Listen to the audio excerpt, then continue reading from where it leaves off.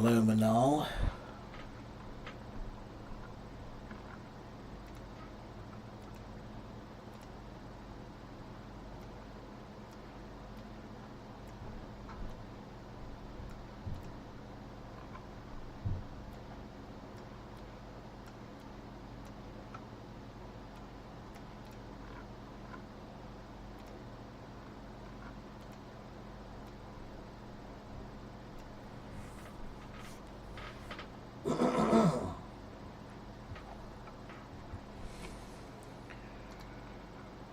Let's see.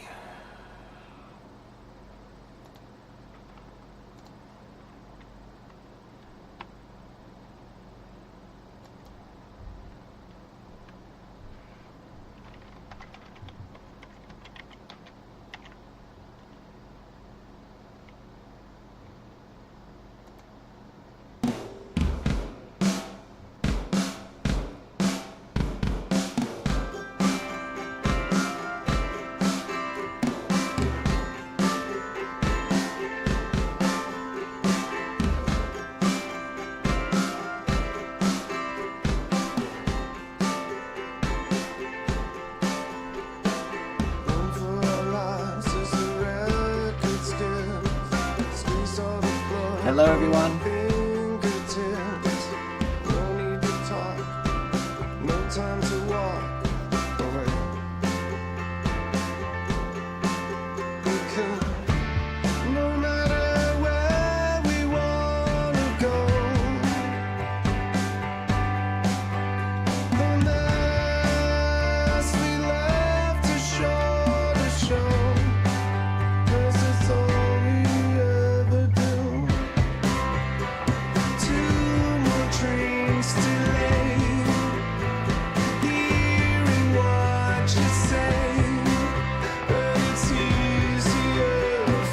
MJ, the topic is any topic you want. Ask me questions if you have questions. I am a teacher. When you see a teacher, when you meet a teacher, you should ask questions. That's what a teacher's there for. So, you can talk to anyone, but you can ask me questions. With a mirror, oh, I no excuse to sit and stare alone. The future's back, presently to know. Could you stare me in my thoughts to face? Make a turn and say you'll stay. You wanna do 10 more dreams. I can and I will when the song is over. What you say, it seems easier for you to blur out than to see, than to wonder what I'm waiting for people to arrive. I put some music on while I'm waiting for people to arrive. Okay? I hate just sitting here, waiting, nobody's talking, nobody's asking me questions, so I just sit here. So I put some music on. If you want me to turn off the music, ask me questions.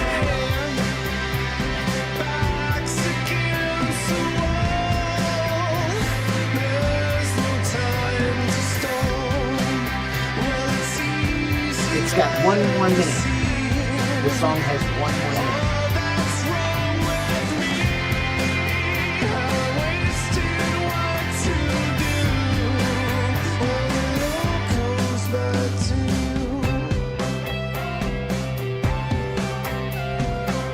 No, there's no fee to be here. It's free.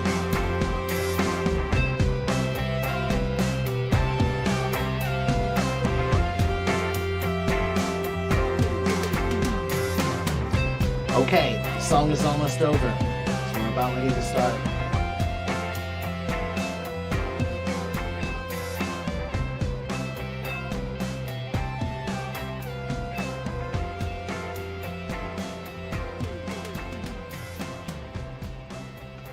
Okay.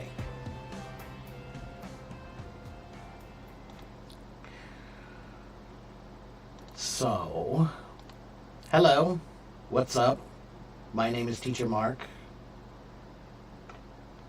I'm a teacher. I answer questions. So let's do this. Can I play Return to Innocence, your favorite song? I love that song too, but I only play music that I have the rights to. The song that I just played is from my band, so I'm allowed to play that, and YouTube can't say anything. But if I play music from somebody else, I need permission to use their music, or they mute my, channel, or they give me a strike against it for copyright. But I don't get a strike if I use my own music, so that's what I did. Now, can I please explain the difference between I live in Casablanca and I do live in Casablanca? There is no difference, Manal. You don't need to say I do live in Casablanca unless someone is questioning. Do you really live in Casablanca? No, I don't think you do. Oh, I do live in Casablanca. Okay, so I don't know why you would use I do live in Casablanca unless someone was questioning or doubting that you do. Right? Do you really? Yes, I do. I do, really. Okay?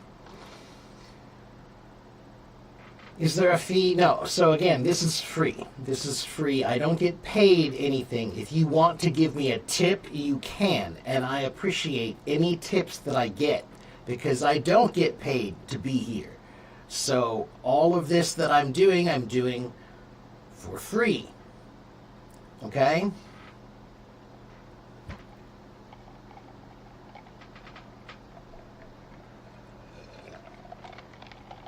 Why is it that I can never understand the first time I listen, but I can understand it after reading this text and then listening again?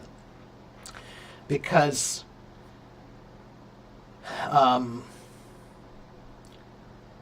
you don't have enough practice. Really. That's really it. The more you listen, the more you'll be able to understand on the first time. But it takes practice, and you have to consistently listen to the same people. Listening is a difficult skill because you're listening to how many people? How many people are there that speak English? That's millions and millions and millions and millions and millions of people. That's millions and millions of different ways of speaking. Every one of those people has a different way of speaking English. That's difficult. So, to make it easier, you should try to find people who use good, consistent English and try to listen to them. See if you can understand them first. Okay? The more you listen to them, if you can understand someone who's speaking well, that's a good start.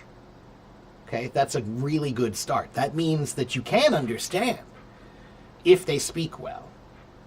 Then you can try to start listening to people who don't speak so properly with more casual English, common English, and you can start to try to learn how to listen for that English. But in the beginning, you should try to focus on people who speak well. Listen to people who speak well. Okay? Okay, hello, Ridwane over in my YouTube channel. Do I have any soft skills that I suggest people care about? Sure. Listening is probably the best soft skill that you can really learn. And it's a skill that people don't really do very well.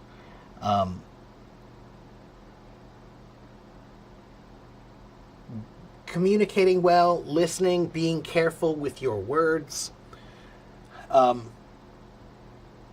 being patient. Patience is another thing that you need to develop patience. You need to practice patience. You need to cultivate patience. You can't just say, I don't have patience. I'm not good. I don't have it. No. If you don't have it, that's not something that you can brag about. That's not something you can just say, I don't have it. You have to get it. You have to practice to get it. Okay? Okay, next question. What's the best way to learn English? Yaslin, that's a big question. Follow me here. Watch my live streams. I have a live stream here. I have YouTube channel. I have a website. I have a blog. I have a podcast. I talk about how to learn English all the time. I have many specific tips about learning English. If you go to my blog, you can read the articles. If you watch my YouTube channels, you can hear. I have answered thousands of questions here. I have done over 2,000 of these broadcasts, and I have done that many. There's hundreds and hundreds of videos on YouTube, just like this one, where people ask me questions and I answer them. So if you watch, you'll hear questions that you want to know the answer to also. All right? But, Yaslin, I will tell you that the secret to my technique of language learning is that I focus on practicing how to think in that language. Because if you're not comfortable using the language when you think, then you can't be comfortable when you speak. Okay? So you have to focus on learning how to think in English. Can I say something about how to English? Okay, well, I just did. I just did, Wish. Can I speak slowly? Wish. 有时候我说慢一点，有时候我说快一点。我觉得如果你听我，每天你可以听我看我，我觉得你可以听得懂一些，这是 OK， 很好啊 ，OK。You can just try and understand what you can, all right? Best way to learn phrasal verbs. The best way to learn phrasal verbs, there is only really one trick. The only thing that you can really do to make learning phrasal verbs easier is to learn them in groups. So choose one verb, like the verb get, then learn all of the phrasal verbs that use the word get, right? Get in, get on, get over, get through, get with. Okay, get into. Those are all slightly different. Okay? Then you can choose another verb and then try to learn those as a group.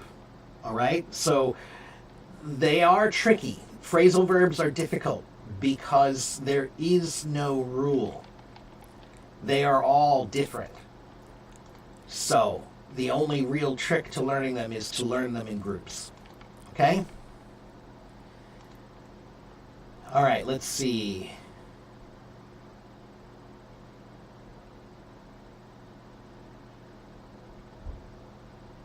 Which one is important, accent or understanding? Rayan, that's a difficult question to answer. Understanding is obviously important. I'm not sure if I understand your question correctly. Are you asking the difference or which one is more important? Accent or understanding?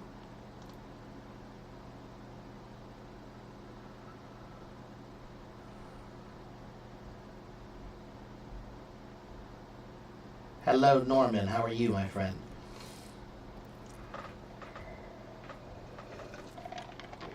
Is watching cartoons a good way to learn? It can be. It depends on what cartoons that you're watching. And it depends on if you are trying to learn when you're watching.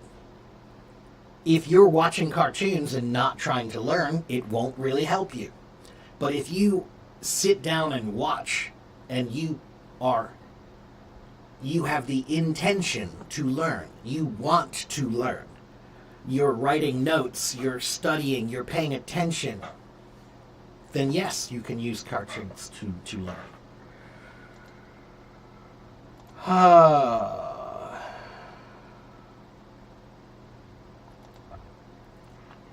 If I teach a speaking course, should I be perfect in grammar and pronunciation? Ooh. In a perfect world, yeah. In a perfect world, you should have good grammar and good pronunciation. At the very least, good. Okay? But we don't live in a perfect world. So sometimes, if you have something to offer, it might not be perfect, but it's better than nothing. So, if you want to teach a speaking course and your grammar is not perfect and your pronunciation is not perfect, that's okay, as long as you know and as long as you tell everyone, hey, I want to help you, I think I can help you, but my grammar is not perfect and my pronunciation is not 100% like a native, but I still think I can help you, okay? Help doesn't always have to be perfect to be help. Understand? Okay? How many languages do I know? I know English. I can speak Chinese pretty well. Okay, I don't know. I can speak terrible Chinese. I can speak terrible Chinese really well. That's what I should start saying. And then I know a little bit about many, many other languages. So I know a little bit about maybe 12 or 13 other languages. Just this much. This much. A little bit.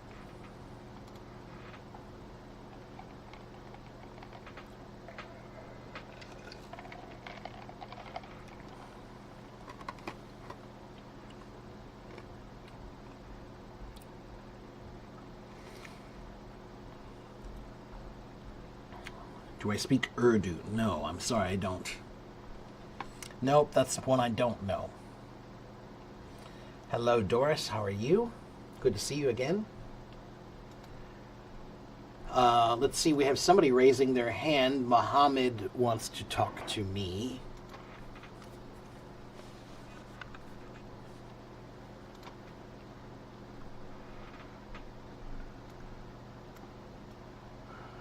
Mohammed, would you like to come on stage?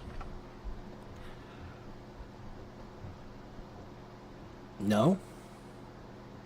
All right, maybe not. If someone wants to come on stage, you can.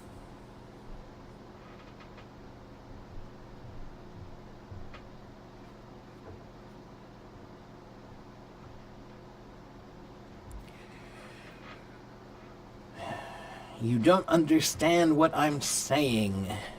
Fun. You can understand a little. That's good. Try to understand a little. Okay? I have about 83,000 followers.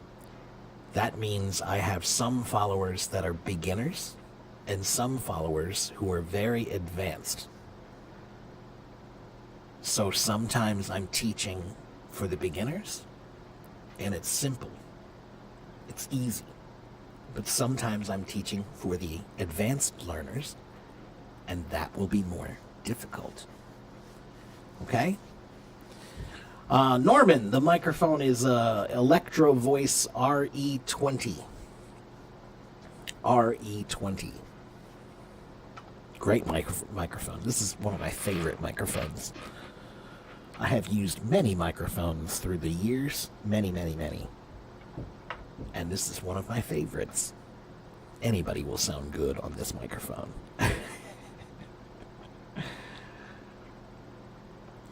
We say, you sound like butter.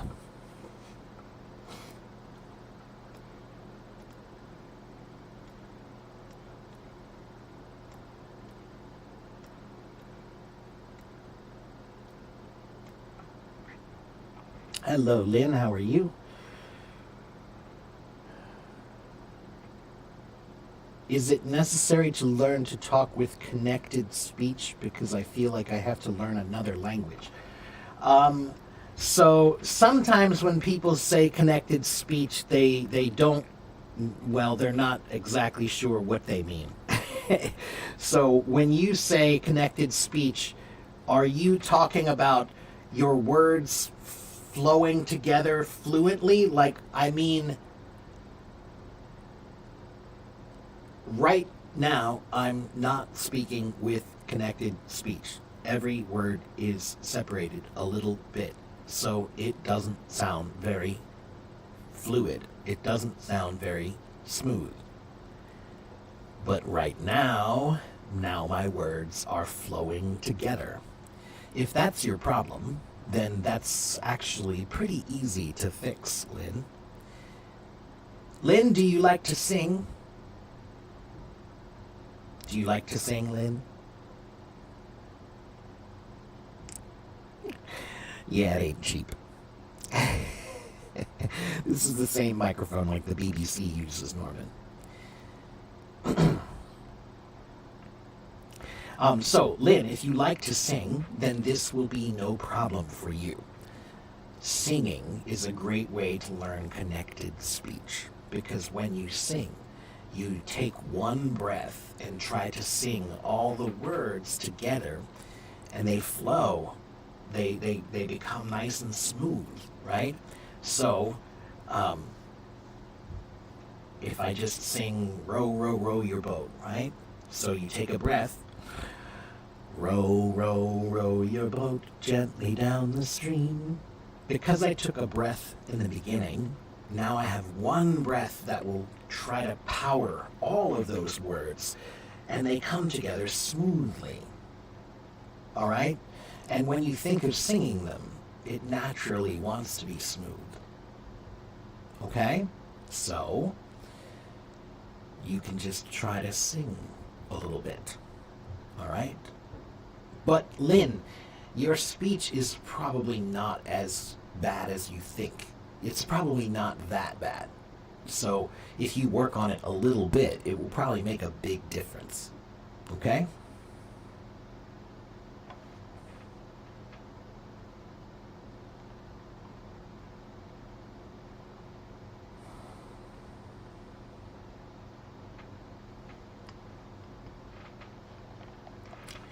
I live in the United States, in Ohio.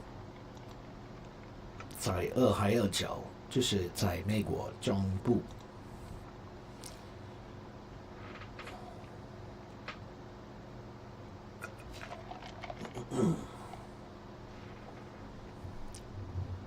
If I am planning to get a scholarship to study engineering in English, my level is B1. Should I focus on learning academic vocabulary or speaking? Well, Aya, if you're planning to get a scholarship to study engineering in English, then you need to focus on both academic vocabulary and speaking.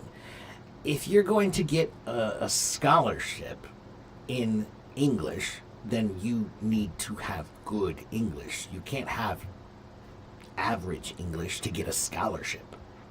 Okay, so you need to work on both. All right? What I would say is there are some websites. If your focus is on engineering, then you should type in a search online for engineering English, or maybe type in engineering ESL.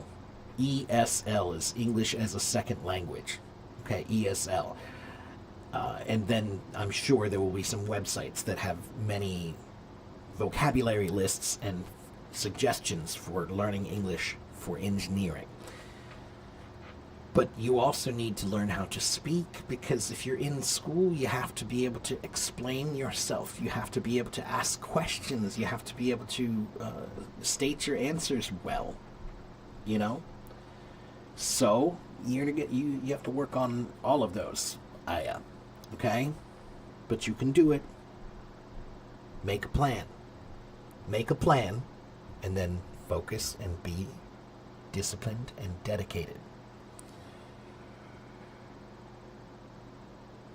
Anybody can say they really want something, but saying you want something and actually doing what you need to do, those are two different things.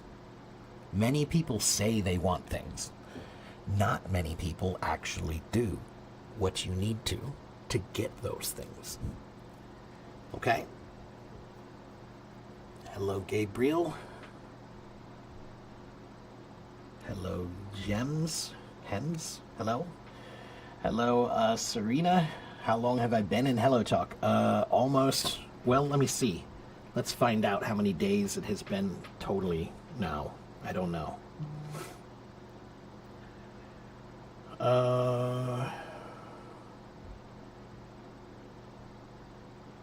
Hold on.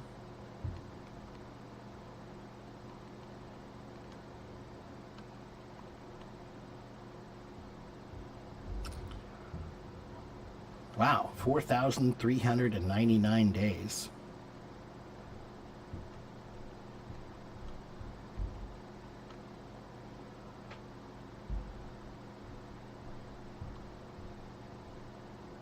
That is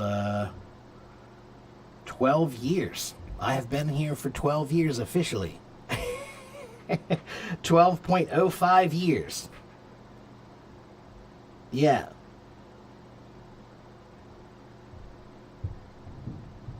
$12.044 years, something like that. Yeah, a long time.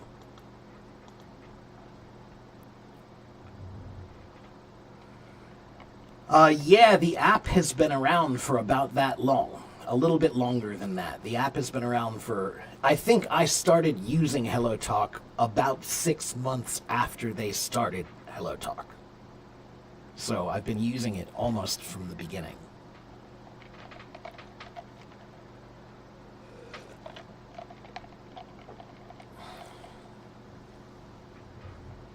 Okay, do we have somebody? Nope, still nobody raising their hand. All right.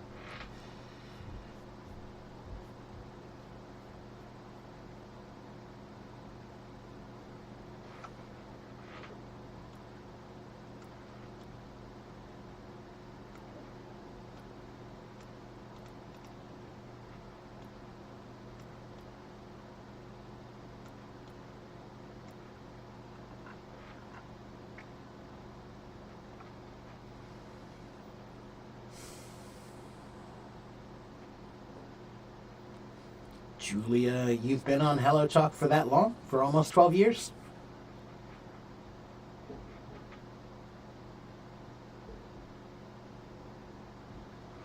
I don't think there are too many. I remember asking about that a while ago. I think last year or a little bit before that, I asked them how many of the users they have been on for, almost the entire time of the app. And I think they said it's something like less than 9,000 people, something like that.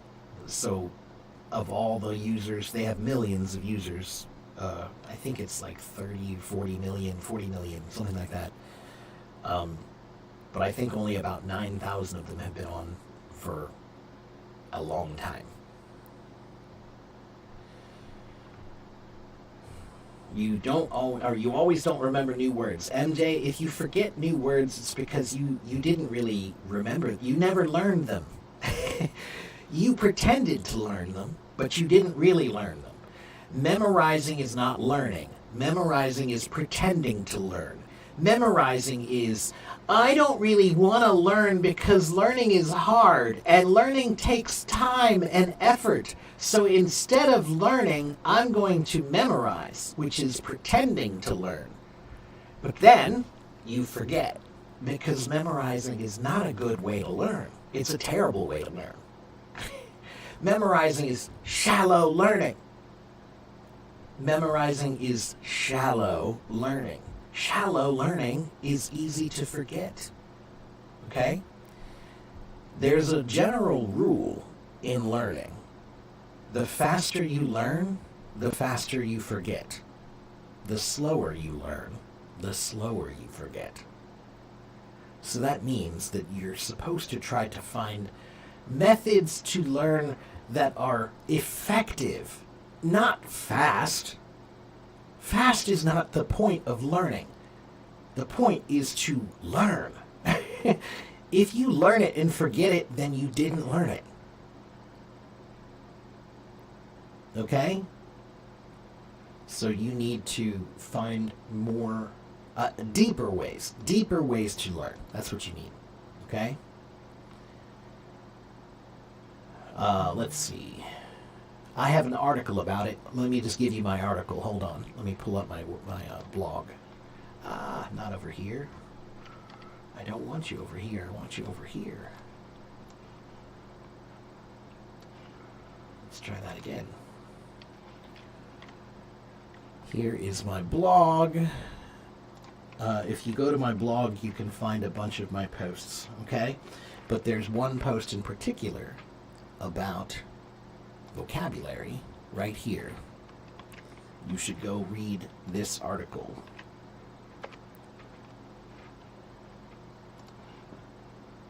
All right, let's see. Wow, Julia, yeah, that's like me. Good for you. Wow.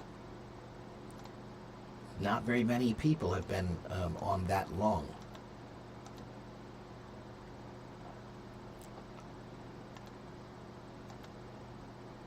What does, Mona, you want to know what does scattered mean? Mona, to scatter something means to throw something to spread out. Like, for example, we use the word scatter.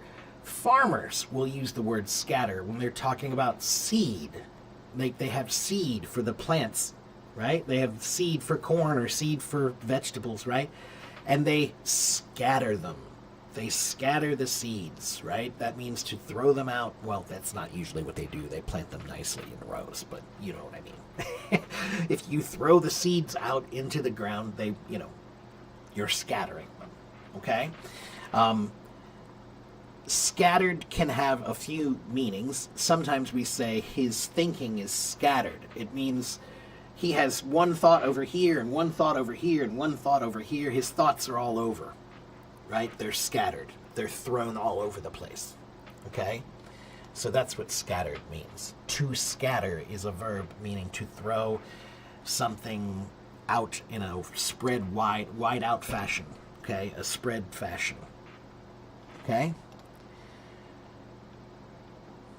Was there a live stream? You mean back when Hello Talk started? No, Hello Talk has only been doing live streams for about 5 years, I believe. And I've been doing them since the beginning of that. I was one of the first people, I think, they asked to do it. Hello from Cambodia. Hello. You've been here for 4 years and you consider yourself an old member? That's pretty old. That is, actually. Because today, almost everybody in the world, people are so lazy and impatient and unfocused. So they download an app and they try it for 2 minutes and it's not perfect, so then they delete it. So most people who download apps, they only have that app for like 10 minutes, maybe. And then they delete it. And some of the time it's because it's a bad app, but many times, a lot of the time, it is because you didn't really take the time to try to use the app properly. That's most people who download HelloTalk, they delete HelloTalk almost immediately. Within 10 minutes, they delete it. But that's not because there's anything wrong with HelloTalk. There's nothing really wrong with HelloTalk. The problem is they don't know how to use it, and they are too lazy and impatient and childish. You know, it's technology. You have to learn how to use it, you know. Is there anything beneficial for teaching on this app? Roseanne, for teaching, if you're, well, are you a teacher, Roseanne? If you're a teacher, there are You can learn from other teachers here. You know, you might pick up a few tips or tricks or hear some different ideas about learning from other teachers here. There are no specific groups that I know about for teaching. I mean, to improve your teaching. However, many teachers do come to my streams and ask me questions. They know I've been teaching for a pretty long time. So many of them come here and ask me questions. You can ask me some questions if you want to. I'm not an expert, but I've been doing it for a pretty long time. All right. Oh, right. Connected speech. So that's not really connected speech, Lynn. That's more like those are informal contractions, right? Those are like where we say gonna instead of going to, and wanna instead of want to, and you know, that kind of thing, right?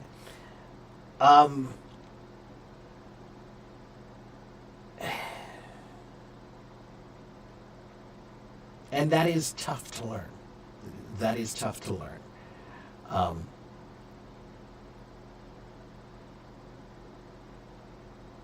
It depends on who you're listening to. Are you listening to a lot of people who speak that way?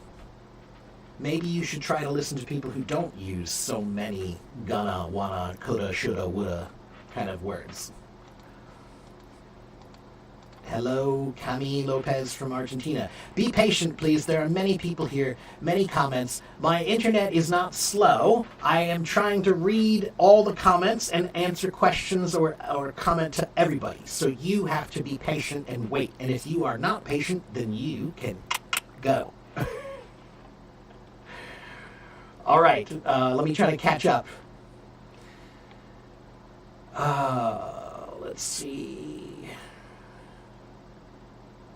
You've been learning English for 5 months, but every day you feel your English is not good. It takes time, Hems. If you had been learning piano for only 5 months, would you think that you're very good? In 5 months, can you be good in piano? No, you cannot. You'll be okay. You could be okay at piano in 5 months, but you cannot be good, and you definitely cannot be great. Learning a language takes time. Learning a language is a skill like a musical instrument. You have to keep making it sound better. Okay? Okay, Pencher says, when I communicate with someone, there are some new words for me. My question is, how many words do I have to memorize? That's a hard question to answer. It depends on who you're talking to, and it depends on where you need to use your English. If you're speaking with regular people about regular things, just common conversation, then maybe you need a minimum of 2,000 words, and then about 4,000 or 5,000 to feel more comfortable. If you have 10,000, you'll feel very comfortable. Okay? But which 10,000?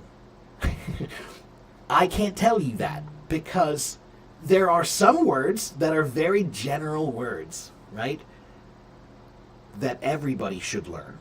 But then there are some words, for example, I am a musician. So there are many words that we use in music that many people don't need to know that word. Do you know what a tritone is? No? Do you know what diatonic means? No? Those are music words. You don't need those words, but I do because I'm a musician. Right? So, everybody has to learn some different words. Okay? Excuse me. I had allergies today. How do you use I'm finished and I've finished? Right. This is where, those are kind of semantically different in some ways, right? I'm finished is past tense. I am finished, right? Well, no, actually, that's present tense. I am, shensai. That's now, right? That's I am. But finished is past tense, right? So that's past tense, right? But then you say, I have finished. Well, let me start with this. I always do this the wrong way. Let me ask you, what do you think the difference is between I'm finished and I have finished? What's the difference? What do you think? Tell me that, because many people, that's where I find the problem is they just don't really understand which one is used for what situation.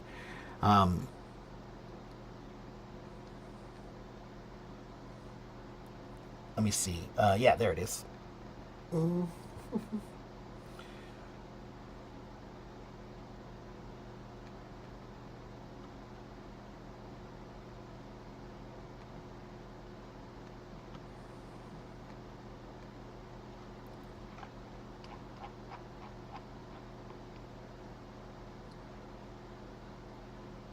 we have an answer? No, not yet.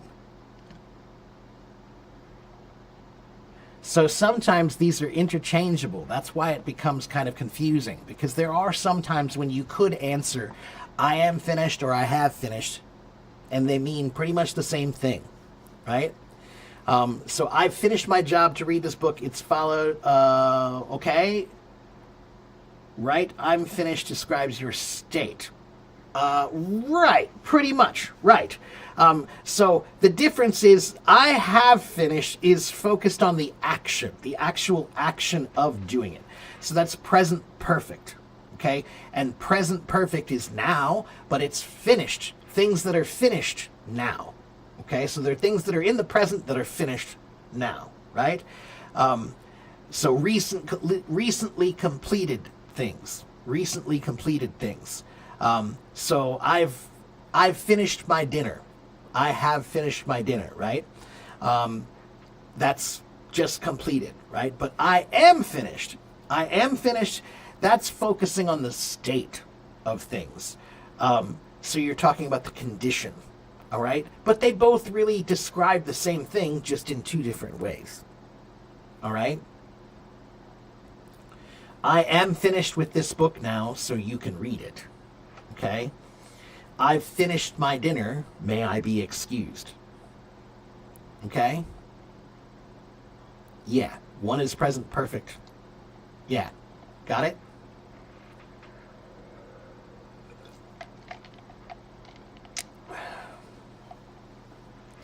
But that's why it's confusing, because those two tenses, when you answer some questions, you have a choice. You could say this tense or that tense, and both would be fine and both would be correct. So that's why sometimes it's confusing, because it's not math. There's more than one answer. It's art. Okay? All right. Please be patient. Yes, do not memorize. That's correct, Hero. Hello, Hero. How are you? There are a few people who have been using this app for more than 10 years. That's right. Yeah.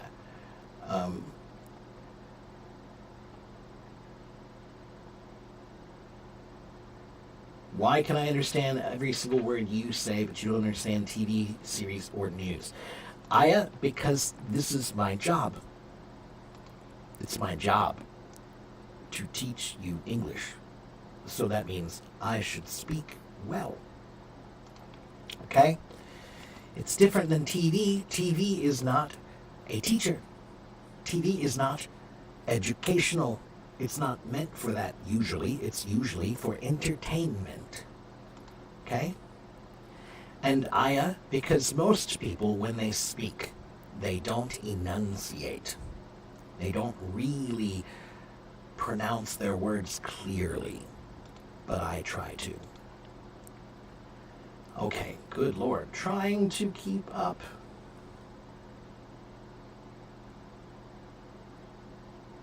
Hello to all the new people. Hello, Andrea. Let's see. Yeah, people raise their hands for 10 seconds and then they're gone. I know. It's like, again, you want my help? I don't, I'm not interested in helping you if you only have patience to wait for 10 seconds. I want help. Help me. No? No? Okay, bye. Nope, I'm not helping that person. No. Yeah. We are devolving. Yeah, it's sad. Honestly, though, to me, patience and focus, those are the two ways to show maturity now. Because the people who don't have patience and the people who don't have focus, children. Children don't have patience. Children don't have focus. So if you are an adult and you don't have patience and you don't have focus, you are an adult child.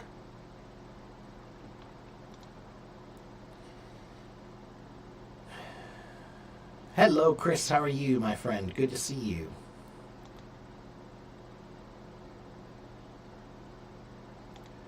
What you like in this app is the live streams. You didn't like to find the partner stuff. Yeah, finding a partner can be hard, and it's a lot of work, and it takes time, and you really have to be dedicated. So yeah, it's tough. Yeah. Stream. What's that? That's this right now. 我忘记中文，就是那个报纸 stream. Yeah. Oh, she told you. There you go. Yeah. Okay. You live in the South in the United States. So many people speak like that. I know. You're right, Lynn. That's true. You're right. Part of the Southern way of speaking is more relaxed and more loose and less perfect. Yeah, that's hard. Yeah. Okay. Good Lord, I can't keep up. Okay, I think I just caught up. Yeah, okay, here we go. Nan says, how's it going from Buenos Aires, Argentina? Hello. Good. Welcome.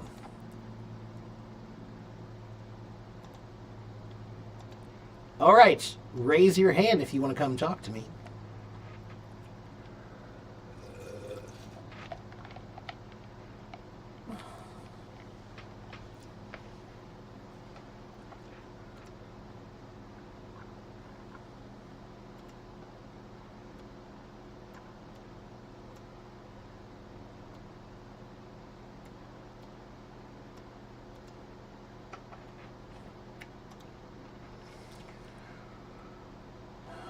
All right, let's talk to Da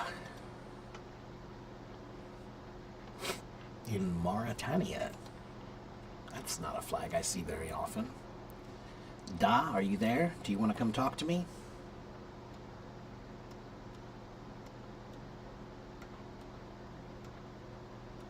No?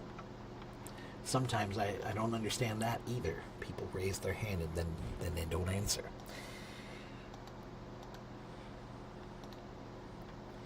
What day and time do I do my live streams? You find me interesting. Well, thank you for finding me interesting. Dennis, I usually am here Monday through Friday or Monday through Saturday around 9 or 10 a.m. That's New York City time. Okay? So I live in Ohio, but that's the same time zone as New York City. So about 9 or 10 a.m. Monday through Friday, sometimes on Saturday also. Okay? And if you want to, you can also go to my link tree right here. If you go to that link, you can find my YouTube channel where I have hundreds of videos just like today. You can watch many videos just like today where I answer questions, any question, right? You can also find my website on that link. You can also find my blog on that link and my podcast on that link. Okay? And if you go to my blog, I have articles that I have written about how to learn English better. If you go to my website, you can subscribe. It's free. And if you go to my website, let me show you. I'll show you my website. Take a look at this.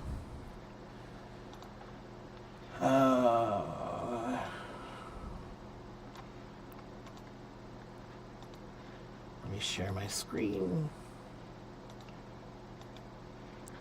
this is my website. Okay? If you go to my website, then you can go up here and you can buy private lessons from me if you want to buy private lessons from me. You can find my blog right here. And you can go here to resources. And if you click on resources, then you'll find this, Teacher Mark's Top English Resources. Do you need to practice your reading? Okay, click on reading. And now I have all these links here to help you to practice reading. Okay? If you need to practice your, let's see, go back. Let's do your vocabulary. Go here. And now I have links to go to vocabulary. Okay? These are all vocabulary links for improving your vocabulary. All right, so if you go to my website, you can find all of these links here for reading, writing, listening, speaking, grammar, vocabulary, pronunciation, and over here is the IELTS and TOEFL preparation. Okay? So, that's all on my website. Okay, and if you go back up here to my blog, this is my blog. And here you can find a bunch of articles that I have written about English. All right? All right. There you go.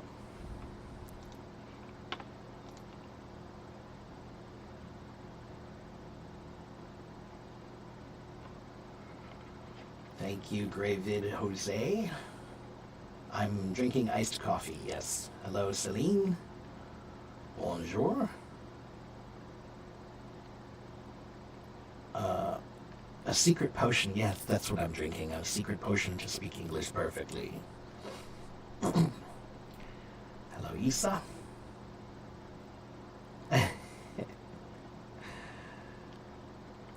Yes, it's free. Yes, my website is free. My lessons are not free, but my website is.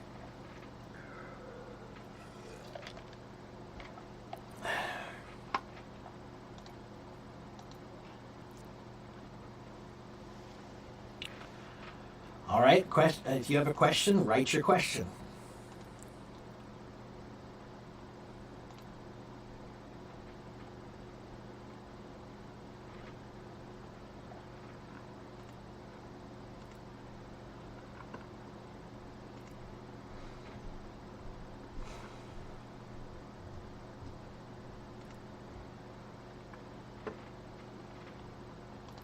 Hello, Ghost. How are you?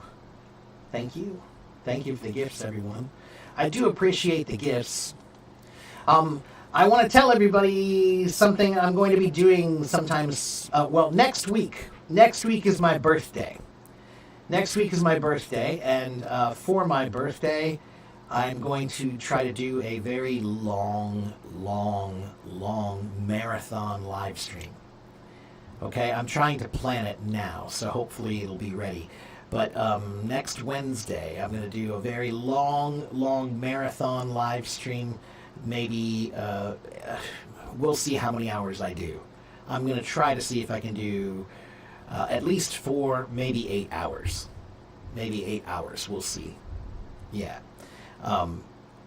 And I'm going to try to invite a bunch of guests. There'll be some other hosts that are going to come online and join me, and maybe I'm going to try to get Clay here if he's available. Maybe Clay will be here. Maybe another friend, I don't know. Maybe, we'll see.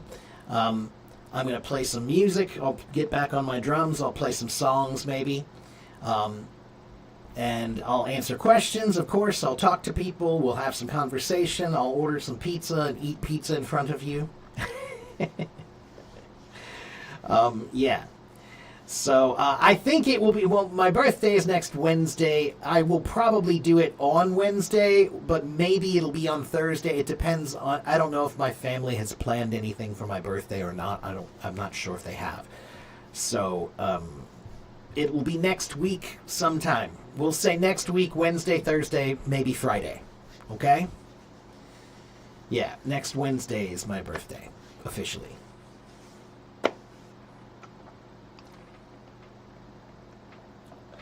Ghosts are not real. Is that grammatically correct? Yes, it is. Yeah, why would it not be? Ghosts, that's plural. Are, that's the correct form for plural. not real.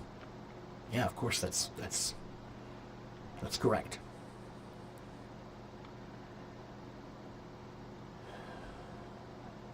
Let's see. How long have you been learning Chinese? A long time. Self-learning. 是几岁? I don't know. 大概10年. Maybe 10 years or more. More than 10 years, probably. I'm drinking coffee. 这是冰咖啡，不是喝水，不是冰咖啡。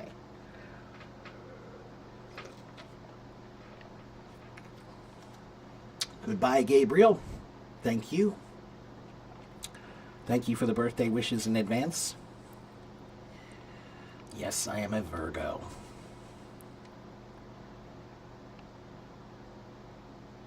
Am I going to have a birthday party? If you mean like privately, probably not really a party, no. I'll probably go out to eat with my friends or family. I might go out to eat with my family one night and go out to eat with my friends another night. Yeah, I usually don't do too much. I like to eat a nice meal. Sometimes I like to cook for myself. You know, maybe I'll cook a steak or something, you know. Or maybe I go out and get some really good, you know, authentic Chinese food. Something like that. I don't know. Something special. All right. You would like to find a book with all the specific vocabulary in English that you need for your job. You're a teacher in primary school. So Celine, I am a teacher. I have been a teacher in primary school as well. Do I think I can find that? I don't think there is a specific book for exactly what you're talking about, but certainly the words you need to learn are the words you need to teach for primary school, right? If you're speaking about the English you need for teaching, then that's all you need. If you're speaking about how to improve your teaching skills, that means maybe you need to learn about some higher level academic words about teaching, right? Sociological, psychological, educational terminology. But I don't think that's what you're talking about. I think you're just talking about what words do I need to know to be a primary school teacher. And the words you need to know to be a primary school teacher are mostly the basic words of English, like I'm using right now. So you need to have, I would say you need to have a minimum of perfect B2 level English. Okay? The minimum needs to be perfect B2 level English. Okay? C1 would be great. If you have some C1 level knowledge, then that will let you read about teaching techniques that maybe could benefit you. But for teaching, primary school teaching doesn't use complicated language. You need to use simple language. So when you teach primary school, you are using A1, A2, B1, B2, and that's about it. Because they don't know anything more than that. Okay? How old am I? I am older than the flowers and younger than the mountains.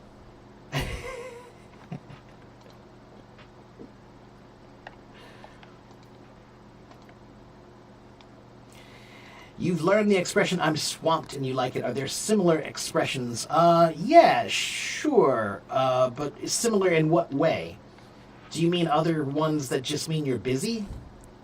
Or you mean other ones that are similar in that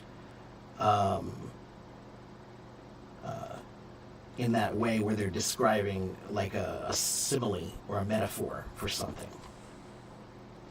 Someone on Hello Talk said it was wrong. Ferris, who is the someone? it matters who the someone is. Because, Ferris, I don't just listen to anyone, and I don't just listen to someone. I listen to someone who knows. Okay? Are they a teacher?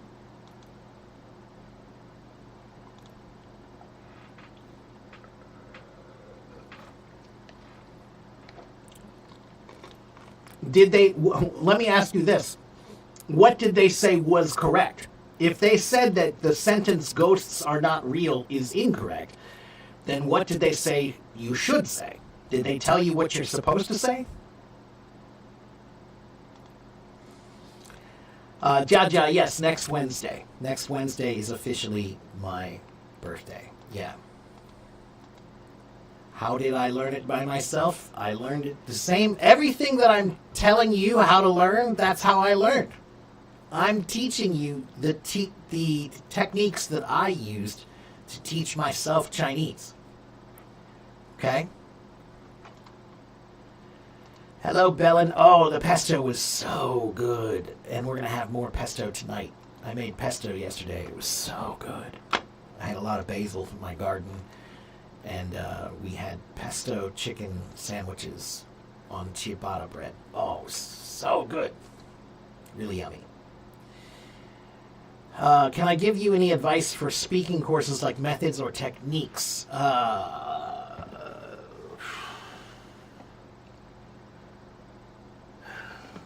I don't know how to answer that question. That's too big.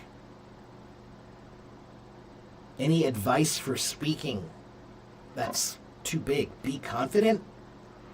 Be careful with your language. Think about your words. Use body language. You know, that's speaking. Those are techniques. Speaking is acting. Speaking is acting. So, if you are shy, act like you're not shy. If you are nervous, act like you're not nervous.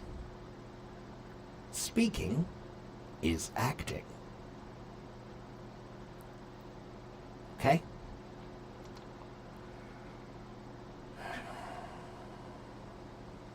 B2 is required for teaching also in Italy. Okay, there you go. You don't know what your English level is. If you don't know what your English level is, there is an easy way to figure that out. Now, if you go to ChatGPT and tell ChatGPT, I want you to tell me my English level. Please give me some writing assignments to do so that you can assess my writing. That means you can tell ChatGPT, please give me some writing exercises so that you can tell me what level I am at.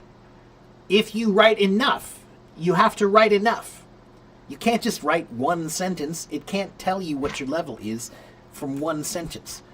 But if you write a few exercises, maybe it tells you to write a paragraph about, who you are, an introduction paragraph. Maybe it tells you to write a paragraph about your hobby. Maybe it tells you to write a paragraph about your goals or your dreams. Then it will look at those 3 paragraphs and then it can try to guess your level. Okay?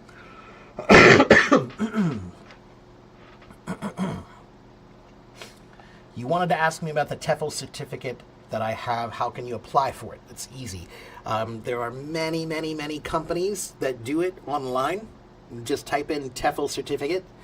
Norman, I got mine at a local university many years ago. Like, you can do it online, but there are many local universities that will also offer like a weekend. You can go get it done in like 1 or 2 or 3 weekends, right? Like, I can't remember how many weekends it was, but it was, you go there and you do these classes, right? I think mine was 100 hours in total.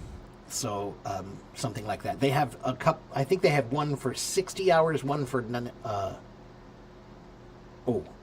I think it's 60 hours and 100 hours. I think that's maybe the way they do it now. And you might as well do the 100 hour, I think. Go ahead and just do all of it. If you're going to do it, do it. Just do the whole thing, you know? And it's not that hard. I don't think it's very hard at all. And it will teach you some. If you don't know anything about teaching at all, then it will teach you a lot. If you already know a little bit about teaching, then it probably won't teach you very much at all. But you could just go get it done. It's not very hard, to be honest with you. If you get the CELTA certificate, that one is much harder. Yeah. One of these days, maybe I'll get that one. That one actually, if you have a CELTA, that means you really know what you're talking about. If you have a TEFL certificate, no offense, I have a TEFL certificate, but I know some people who have one that don't really know a lot, and they're not good teachers. So it doesn't necessarily mean anything, you know? You have to have it to teach, but it doesn't mean you're a good teacher or that you know how to teach. Okay?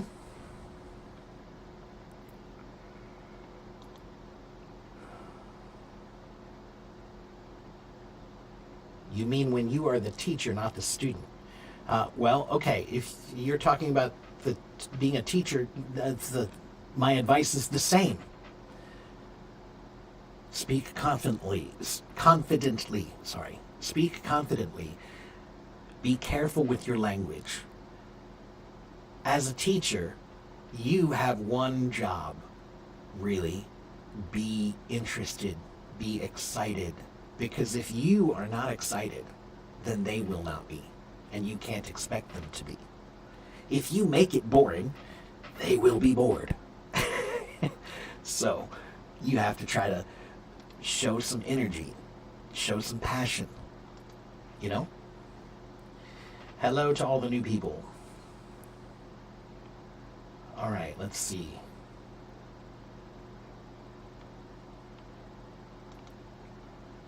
Okay, listen, if you're new and you're just joining and you don't know who I am, my name is Teacher Mark. I have been on Hello Talk for 12 years. I have 83,000 followers. I am a real teacher. If you ask a big question like, how can I improve my English? I can't answer that. That's too big. So I will just tell you, follow me here. Pay attention, ask questions, and take notes. That's how you can improve your English. Follow me here, pay attention, ask questions, and take notes. That's how you can improve your English. Okay?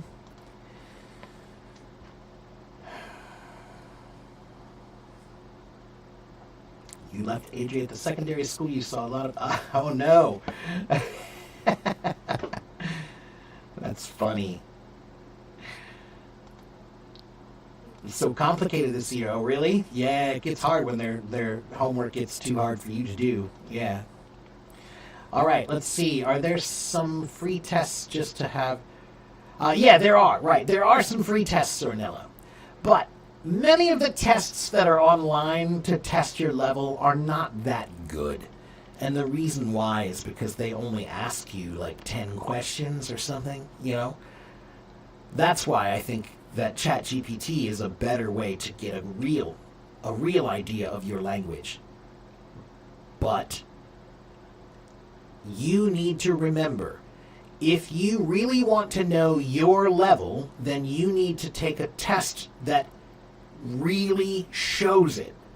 If you only answered 10 questions, it cannot really show your level.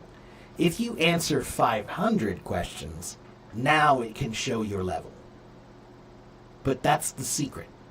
Any test that's a short test is not a good test. It can't possibly show that you've truly learned something, because it only has 10 questions. But if it has 500 questions, then it will really know if you know. All right? All right. What is the meaning of Finagle. Finagle, that's a good one. Finagle is a word, I think it's originally a Yiddish word. Let me check to see. To finagle, yeah, right there. It means to manipulate or to, like, for example, we use this word in two ways.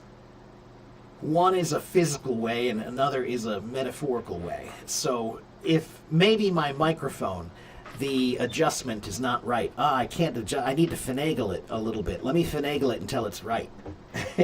It means to adjust, right? To finagle is like to adjust until you get the right thing. That's to finagle, right? However, it also has a second meaning. It means, metaphorically, it means to manipulate a situation to get what you want, right? So I was able to finagle a raise out of my boss.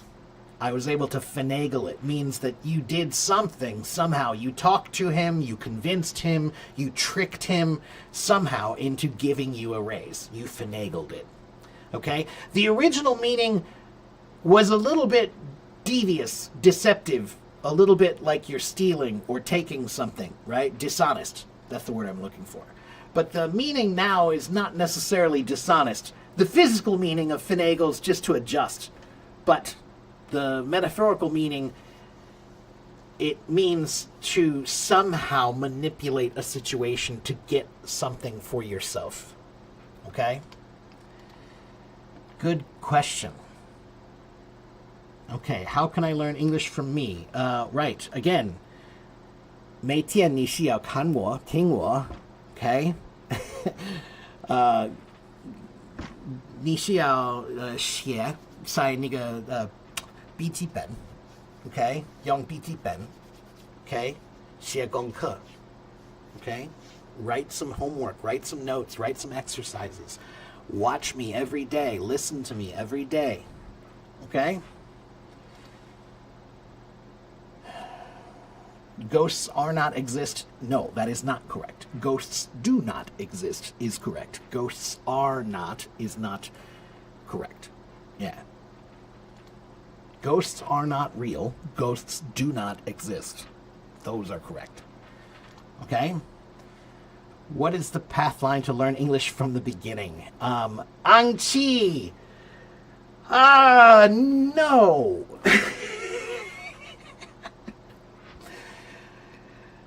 Let me answer this, please. Listen, everybody. Listen to me. Many years ago, I was learning the drums. Okay? I'm a drummer. Okay? And I went to my private lesson with my teacher. And my teacher is a very good, highly respected teacher. Okay? And I remember I asked him, how can I be a good drummer? And he laughed at me. He laughed at me. And he said, Mark, that's a terrible question. And I said, why? Why is that a terrible question? He said, Mark, if someone wrote a book about it, I can't answer it. They wrote a book about it. So if you ask a question like, how can I be good at English? What are you doing? Come on. No, that question is not a good question. Someone wrote a book about how to learn English. If they wrote a book, I can't tell you that book in an answer. So, why did he tell me that? Why did my teacher say that's not a good question? Because if you're learning, you need to have the right questions. If you don't have questions, you're not learning. If you don't have questions, you're not learning. And you need to have good questions. Questions that are specific. Not just, how can I learn? Okay? All right? I'm not trying to be rude. I want you to understand. If you need help, then you need to ask for help properly. All right? And if you ask something like, how can I be good? I'll be honest, that question tells me that you're not very serious about learning. You're not very serious because you haven't thought about it. you haven't thought more deeply about it. You're just asking, how can I do it? Okay? Think about it. Synonyms for swamped. Let's see. Sure, yeah. Busy, swamped, unavailable, buried. Sometimes we say I'm buried in work. We say I'm, let's see, overloaded, overwhelmed. We also say snowed in sometimes. Swamped is kind of like that. Snowed in, well, I think I've heard it used that way before, maybe. Snowed in means like the snow is so big that now you're stuck inside. Like you're buried. So it's like being buried in work, right? Let's see, what else? I have a full plate. I have too much on my plate. I have too many irons in the fire. That's another one we say, too many irons in the fire. I have too many fish to fry, or I have many fish to fry. Means I'm busy or I'm swamped. Okay? Let's see. I think that's about it. I'm tied up. I'm up to my ears. All of these mean busy. Yeah. All right. Arun says, how can I overcome procrastination? Arun, procrastination is a very simple thing. Get off your butt.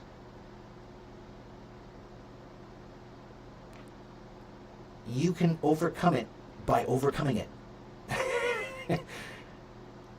Procrastination is just like laziness. If you're lazy, stop being lazy. If you're rude, stop being rude. If you procrastinate, stop procrastinating. This is not complicated. You know it's bad. You keep doing it. Stop. Just stop. Be better, not worse. Be better, not worse.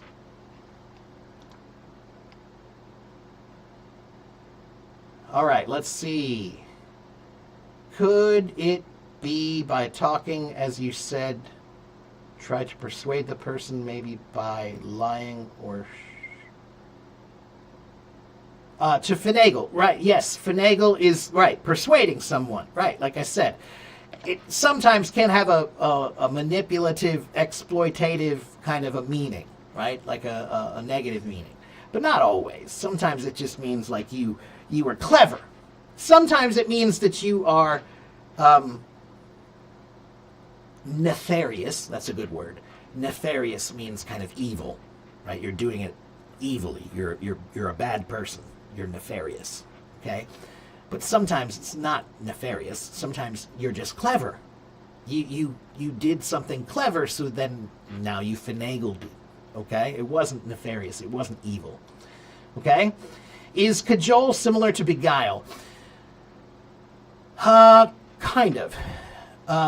Cajole is a word that means to try to tell someone something to get them to agree with you or to go along with you, right? So I cajoled him into coming with us means he didn't want to come with us, but I said, hey, come on, we're all going to go and it'll be fun and I'll buy your food and, I'll bring you home after. Don't worry, I cajoled him. That's to convince or to cajole, all right? Beguile is more like, it's almost like you have a magical power over someone. He's very beguiling, or she's very beguiling. Guile, the word guile, what does guile mean? Do you know what guile means? Guile?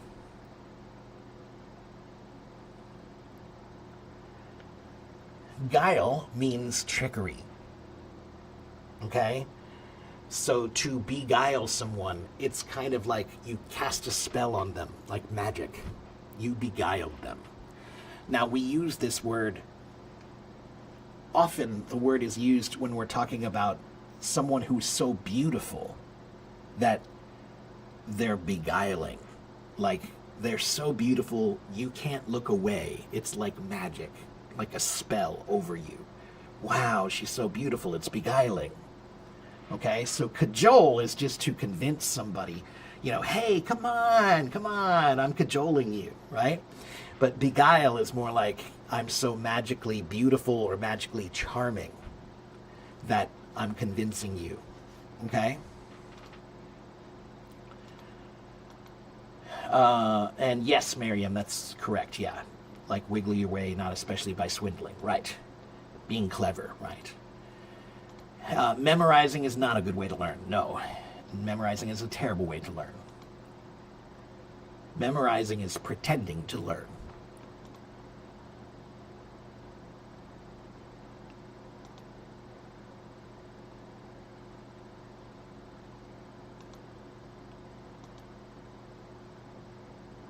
Okay, again, I'm telling you what they mean. I'm the teacher. That's me.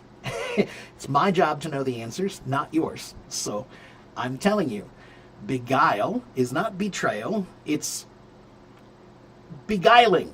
They're beguiling. To beguile is to trick, but beguiling is to be so charming or beautiful that you trick people into doing what you want. Okay? And then cajoling is to convince somebody with nice words, right? To use nice words to convince somebody to do something is to cajole them, okay? It's not to plead, all right? Katya, you have to listen to me, all right? I'm the one who's that's my job to know the answers, okay? All right. You like my wisdom and my vibe. All right. Thank you. I try. Yeah, finagle could be kind of positive. Yeah, like I said, I think finagle now doesn't necessarily mean a negative meaning. It could mean just that you were clever somehow. I finagled it. Don't worry. Hey, I finagled it. It's like I was clever. I was able to do it. Like, for example, maybe my friends want to come see me play music, right? So I gave them some free tickets to come see my performance, right? And, but at the last minute, they come to me and they say, hey, we have another friend who wants to come. Can we get one more ticket, please? Can we get one more ticket, please? And I say, yeah, sure, here's one more ticket. And then they can say, oh, we were able to finagle another ticket for you. That's finagling. It means you know somebody, so you cleverly ask them to give you a ticket. That's to finagle. All right? To use any of your ability to get something, that's finagling. All right? It could be clever or it could be nefarious. Okay? Let's see. What is the meaning of suave? Well, what is the meaning of suave originally? Let's do that first. Rico suave. You guys remember that song? Bellin, you must know that one. Let's see. So the original meaning of, let's see, where does it come from? It's from Latin suavis, meaning agreeable or sweet or pleasant to the senses, delightful. So, yeah, the word suave, it means handsome and charming. That's what it means. It means handsome and charming. Okay? Could I explain this for you, please? The goddess of timing once found us beguiling. Yeah, sure. Let me look at it one more time. Hold on. Yeah, so again, the goddess of timing, whoever that is, would be that they found you beguiling. To find you beguiling means to find you attractive or charming to a point that you change your behavior. You do things for them. You are beguiled by them. Okay? Here, I want to look at something. One moment. Hold on.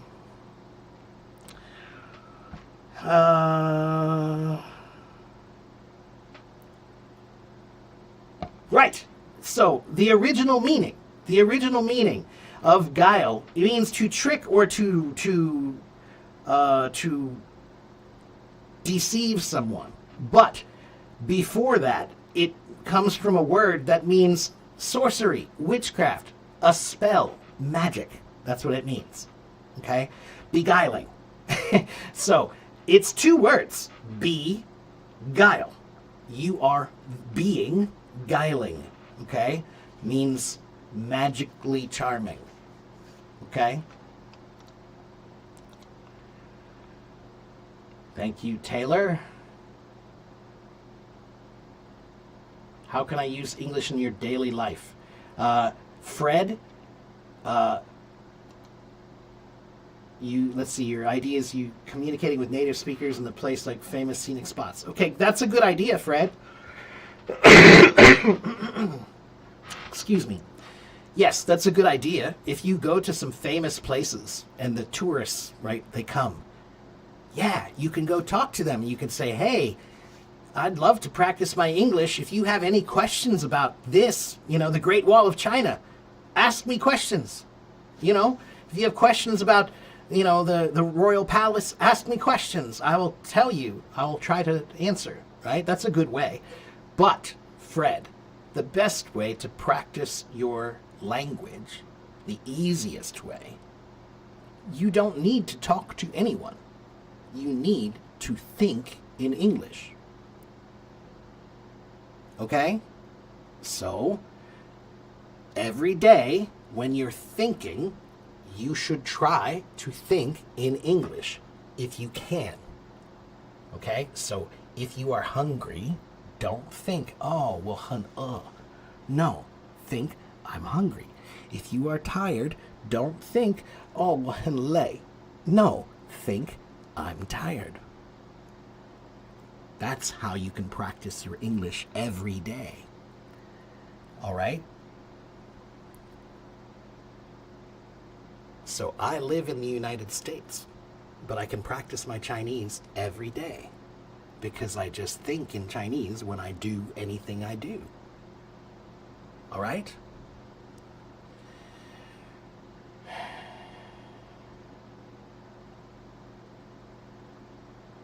You dare not to speak English. 为什么？试试看，加油，稍能相巧。你可以啊。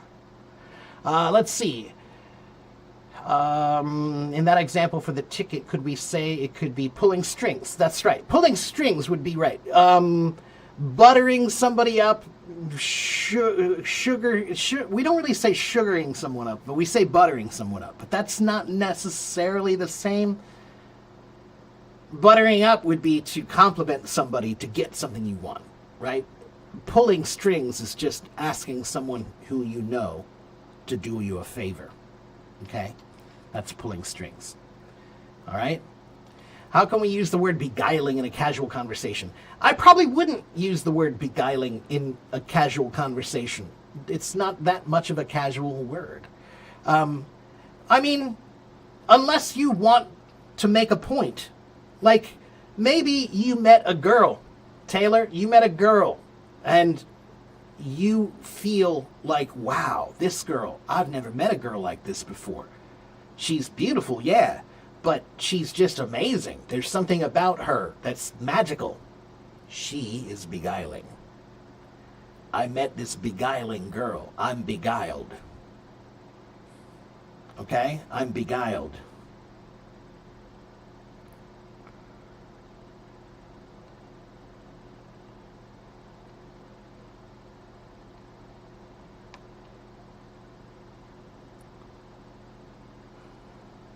Yeah, right here. Here's the AI answer. Right here. It says, a beguiling person or thing can be described as beautiful, but more precisely, it means to be charming, attractive, and captivating, often in a way that is tempting or enchanting, like magic. Okay, so the answer that AI gave is pretty much the same answer I gave. Okay? It's irresistible charm. That's beguiling. Irresistible charm. Okay? Now, it also can mean to trick someone. To beguile someone can also mean to trick them. Okay, but they have two meanings. One is just to trick, and the other is to be so charmingly beautiful that people do anything you want. Yes, like enchanting. Enchanting also means the same thing, Katya. The word enchanting, you're from Algeria, so maybe you speak some French. So encantada, right? Encantada. Enchanté, enchanté. That's, I'm enchanted to meet you. What does that mean? Enchanted. Chant. What is a chant?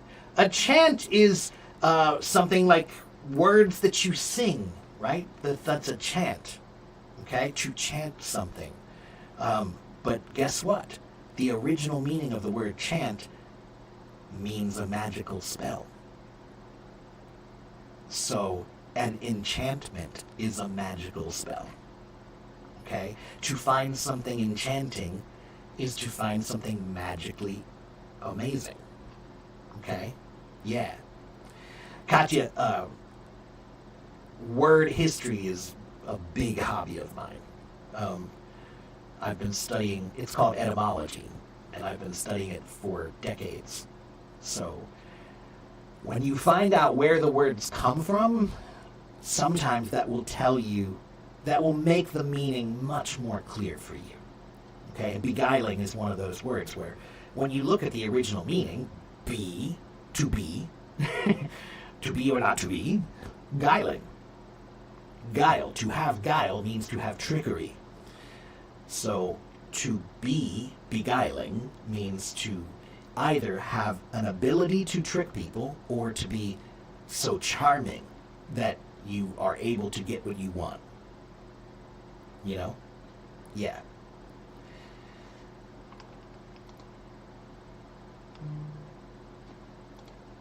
Everybody knows somebody who's beguiling. Come on. We all know somebody who you ask for something and they say no. They ask for the same thing and they say yes. Because they're beguiling. They're more charming. There's something about them that they get what they want just because of the way they are. Right? That's beguiling. All right? It's charming. Enchanting. Yeah. They're all similar. Yeah. Thank you, Rashid. Let's see. Yeah, encantada, right. Or in French, enchanté. Yeah. You speak with a general Indian accent outside of India, but on Hello Talk I use and practice the standard American pronunciation. A few times while speaking the Indian accent, I tend to pronounce certain words the American way. Okay. All right. So what's your question, Rithwik? So how can you distinguish between them? Katya, usually it's just context. Context, you know, you'll see which one it means, right? If you're talking about a beautiful girl, you know it's not usually trickery. It's just, wow, she's beguiling. She's beautiful. I'd do anything for that girl. She's gorgeous. Okay? I would walk off a cliff if she asked me to. No problem. That's beguiling. Okay? But that's the context. You'll see the context, you know? But if someone says, she beguiled me. She beguiled me. But I don't sound happy. I don't sound happy. That means she tricked me. Somehow. Okay?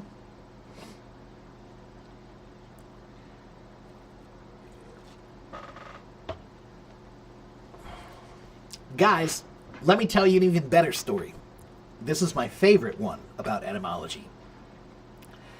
The word grammar, Katya, the word grammar, now it means the rules of language. But the original meaning of grammar meant learning, studying, or knowledge, special knowledge. And the meaning of grammar is related to the word glamour. What does glamour mean? Does anybody know what is glamorous? If something is glamorous, what does that mean?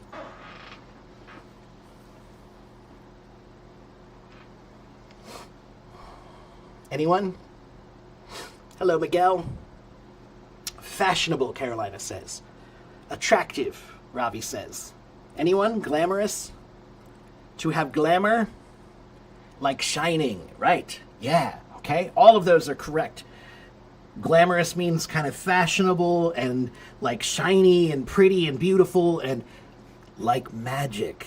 It's almost like they're magically beautiful. There's something about them that makes you feel a magical spell has made you believe they are beautiful. That's glamour. So the word grammar is related to the word glamour, and the word glamour is related to the word magic. Why? Because when you have great words, grammar, if you have great words, people will listen to you. If you have great words, it's like your words are magic. Everyone is looking at me right now. Everyone is listening to me right now because of the magic of my words. That's the original meaning of grammar. Grammar meant special knowledge like magic. And because you have such special knowledge, you can speak well. And people will pay attention and listen to you. And they think you know more. Yeah, how cool is that? Grammar and glamour are related to the words magic. Yeah. Yeah. I have an article about it. I wrote an article about that. I forgot. Here, let me give it to you. Hold on. I think, let me find that. Where is that article? Didn't I write that? Did I finish that one? Maybe I didn't finish it. Hold on. Let me look. I think I did. No, I did. Yeah. Where is it?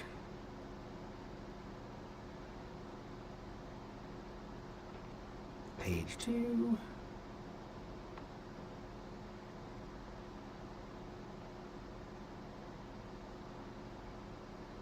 Here it is. Here is an article all about what I just was talking about that I wrote. All right, let's see here.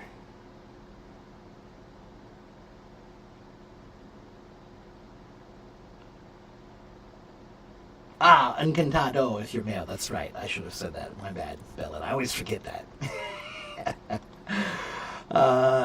Let's see. I found...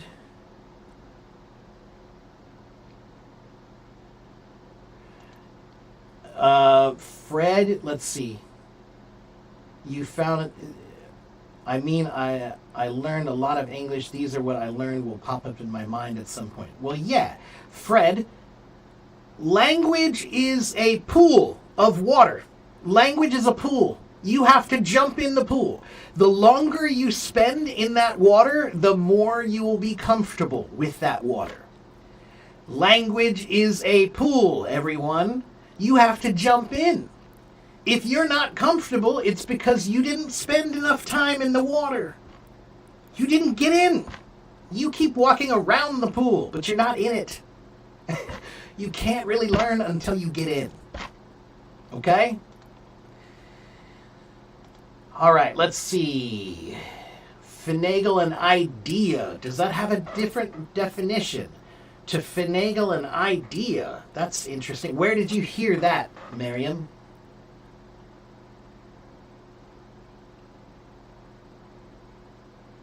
How to increase emotional intelligence effectively. Gun? Oh, man. I think the only way to increase emotional intelligence effectively is really fairly simple. It's self-awareness.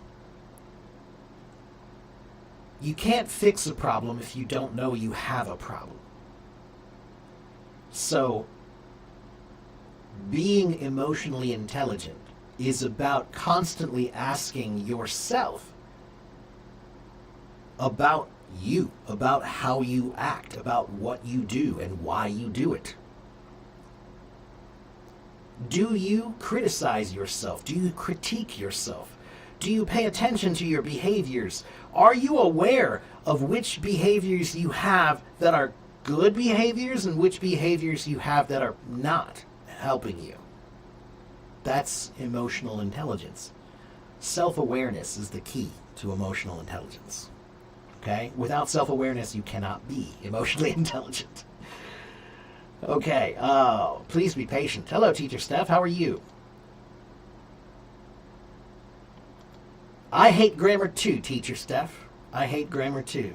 But that story does make it better. Thank you, Taylor English, for the compliment. I appreciate that. I'm not here every day, but I'm here most days. Abdel says grammar is the invisible architecture of language, the set of rules that shapes the words into sentences, giving voice to thoughts, emotions, and stories. That's a really beautiful sentence, Abdel. And you're right. However, I want you to remember, Abdel, grammar is the rules of the road. But you can learn how to drive a car without learning the rules of the road. You can learn how to drive a car, and many people have, without taking a test, without learning any of the rules or looking at the books or any of that, right? My grandfather, I'm sure, when he learned how to drive, there was no school, there was no test. He got in a car, and someone showed him how. Turn the key. This turns the wheel. That one push for gas. That one push for stop. All right, go. That's how you learned. All right? So it's important to remember that the rules are good to know, but the rules are not language. The rules just help you understand language better. But musicians, we learn rules too. They have something called music theory. Music theory is all the rules of music. But most musicians, we study those rules to learn them. And then after we learn them, we take them and we ball them up and we throw them away. Because once you know the rules, now you can do whatever you want. I'm not breaking the rule out of ignorance. I'm breaking the rule out of choice. Okay?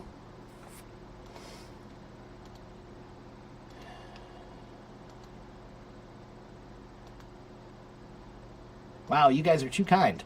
Let's see. Which accent do I speak? It is a Midland, Ohio accent. There are 3 accents in my state, and I have the Midland, Ohio accent. Okay? Midland, Ohio. This accent is considered one of the most neutral accents. This accent is very close to the IPA, International Phonetics Alphabet Pronunciation. Okay? How to not get confused between 2 different ways of pronunciation, because at times I mispronounce words while delivering speeches and listeners criticize me. That's a hard one, Rithwick. It depends on the words, you know? Like the word read, right? That's the first one that everybody struggles with, because the word read, in past tense, is spelled the same, but pronounced differently, right? So today I read. Yesterday, I read, right? So, pronunciation can be tricky because many words, it depends on what language it came from. For example, the word cafe. Cafe is a French word. That's why we pronounce it that way. Because if it were an English word, the spelling, C-A-F-E, would be pronounced cafe. But it's a French word, so we use the French pronunciation, or a bad a bad version of French pronunciation. Cafe. Okay? So many of the words that we have, it depends on what language they come from. That has a lot to do with both the spelling and the pronunciation. All right? You want to be my moderator. Lynn, you can send me a message and we can talk about it. I've never really had a moderator. I've always just done it myself. Yeah. But you can send me a message and we can talk about it. Okay? This stream has been going for 1 hour and 47 minutes and 53 seconds. So I'll be going for another 10 minutes or so, Don. Usually I do about an hour, hour and a half. Sometimes I go longer. Sometimes I do 2 or 3 hours. Okay? Depends on what I'm doing. All right? Okay. And Lynn, or Lynx Bellin is one of my best friends. So you should talk nicely to her. And she is correct. She is correct. If you are pushy, I promise you I won't make you my moderator. Okay? My moderator has to be someone who has patience. My moderator has to be someone who has maturity. When you tell my friend, "Did I talk to you? Mind your own business," that doesn't sound like a good moderator. So I'm not sure why you want to be my moderator. What do you want to moderate?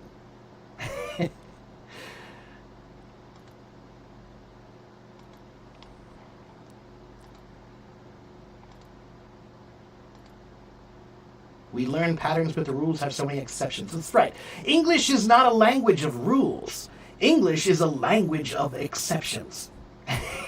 Almost every rule in English has an exception.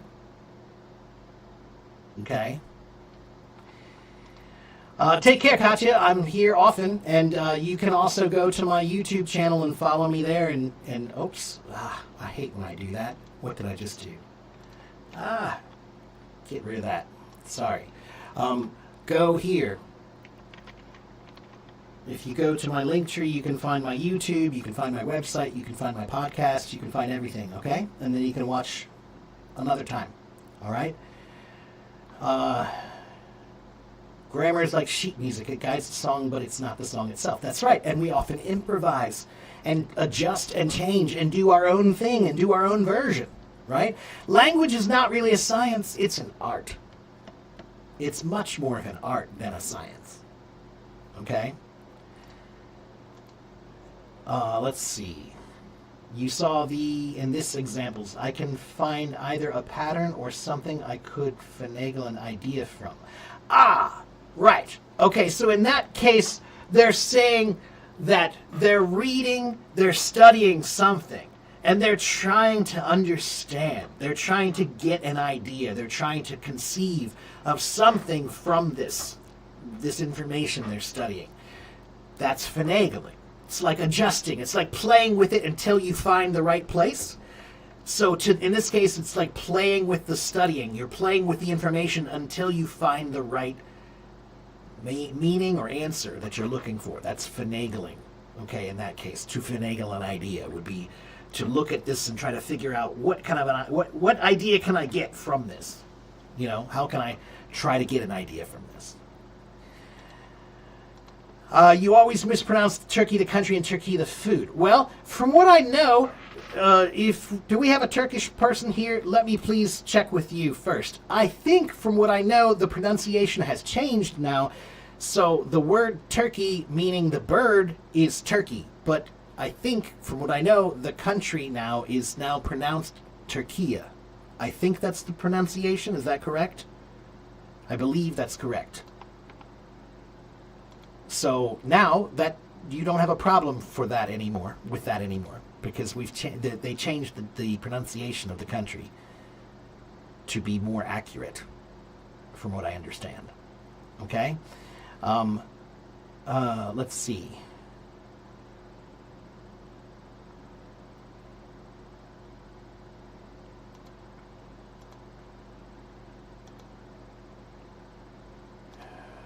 let me check something. Hold on. Please be patient. One moment.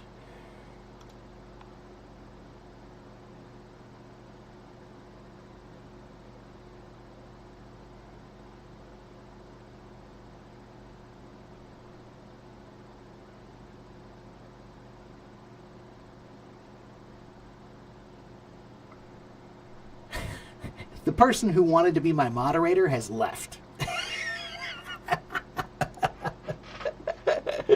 I want to be your moderator. I want to be your moderator. Make me your moderator. That's so weird. So weird. And then they leave. That's so weird. I don't understand. What would you want? Why would you want to be my moderator exactly? My moderator is supposed to be someone who helps me, and the only thing they would really do is tell people about my links, tell people about who I am and what I do, and maybe answer simple questions, right? Or maybe remove rude people. But if you are a rude person, then you can't be my moderator.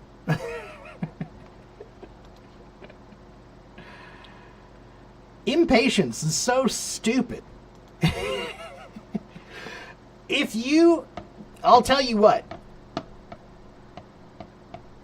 I'll say it again. I said this earlier.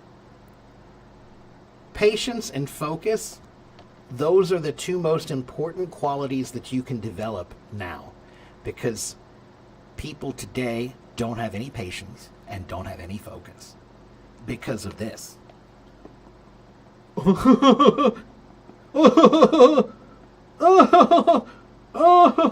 That's all you do. So you have no patience and you have no focus.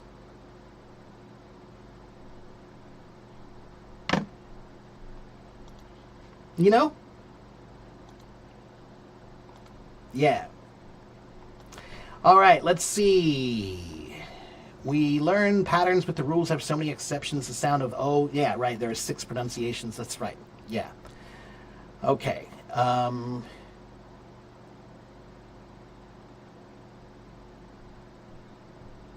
Or could it mean to come up with an idea? Yeah, that's what I mean. To finagle an idea would means to come up with, to conceive of an idea based on playing with the knowledge or the information until you find an idea. That's right. And no, Bellin, you did nothing wrong. You did everything. You were the moderator. You were moderating him, saying be patient. That's what you're supposed to do. So you don't need to apologize for anything, Bellin. What's the master formula to crack every language? There is no master formula to crack every language. If there were, everyone would know it. Everyone would do it. Do you know what the master formula for learning is? Work.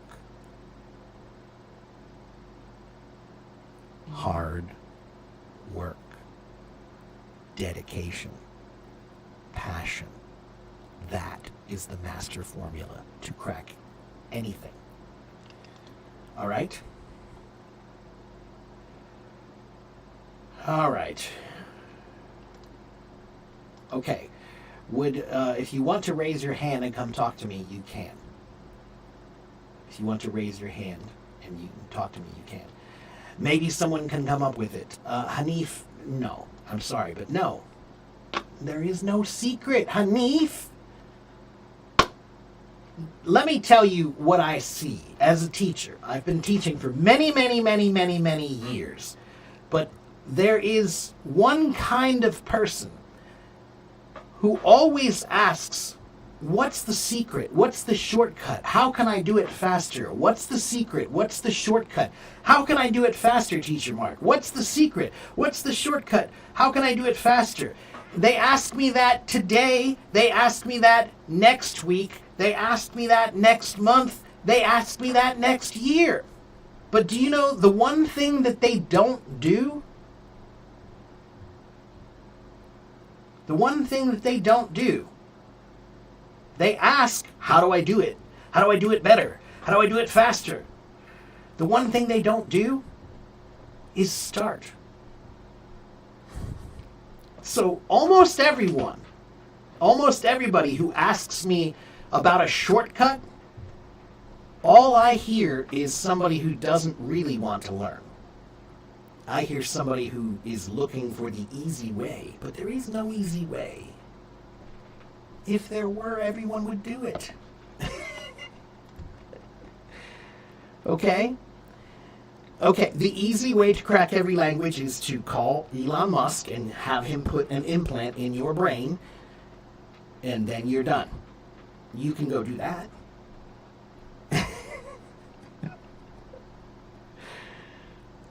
Okay? But the rest of us, we just have to find the work and do it. That's it. Okay? All right, guess what? It is just about time for me to go. That's right, starting, right? What do they say? The journey of 10,000 miles begins with one step. The journey of 10,000 miles begins with one step, right? But stop asking for a shortcut. Just get on the road and move. Okay? That's how you make progress. Not by trying to wait until you find a shortcut. Okay?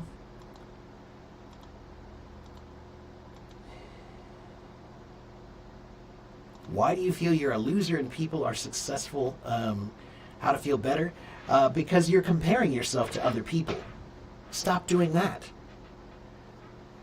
Baby, listen to me. Here's a great quote. Let me figure out. I can't remember who said this. Comparison. Comparison is the thief of joy. Comparison is the thief of joy. Do you know what that means?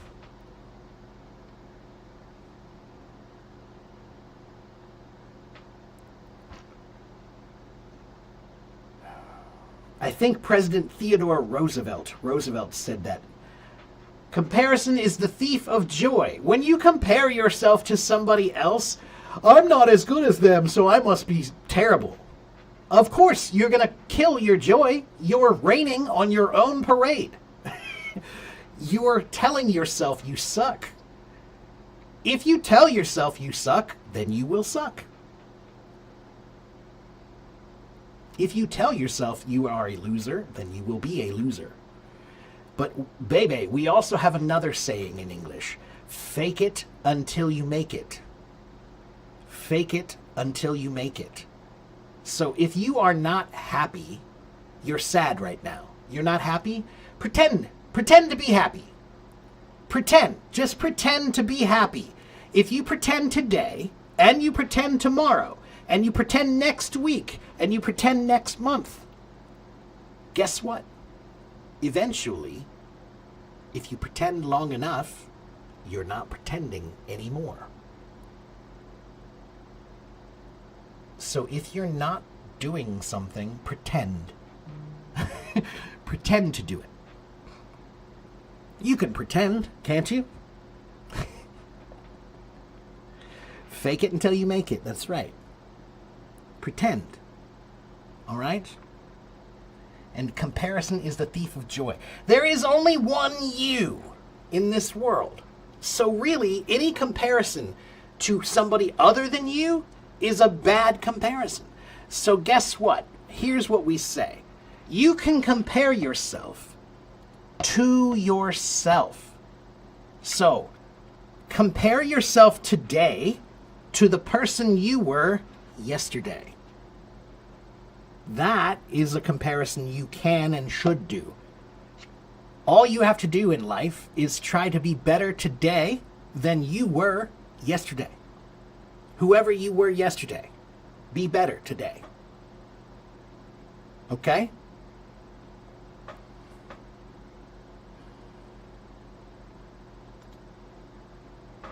Why are we stuck in my place and not moving? You're not stuck.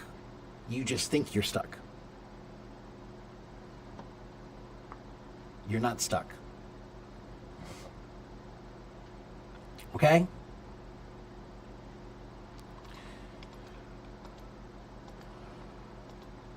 If you think you're stuck, you will be stuck. The mind is a powerful tool. there are people in this world who are not great. They're not great people. They are not great at all. But they convince themselves they're great. They can do that. He's not great, but he's convinced he is great. Now, if you do it too much, we call that delusion. But doing it a little is healthy and good. Because being a human being, human beings, we are designed to doubt. We are designed to be unhappy.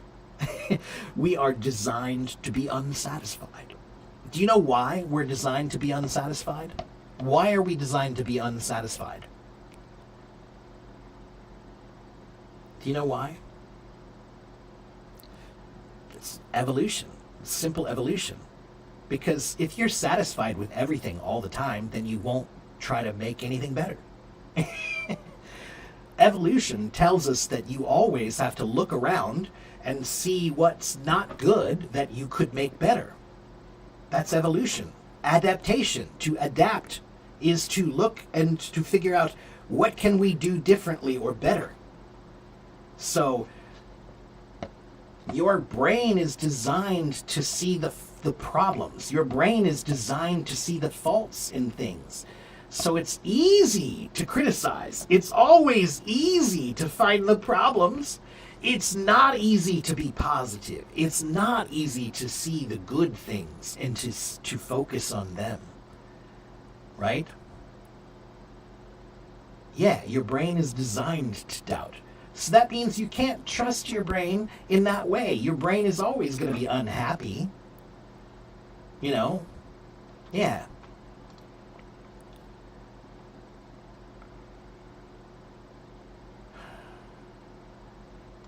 Nowadays, I have a lot of debt. I'm very sad. I'm sorry to hear that. I know how you feel. I do too. I do too. I am not a rich man, so the things you see, they cost me money. Yeah.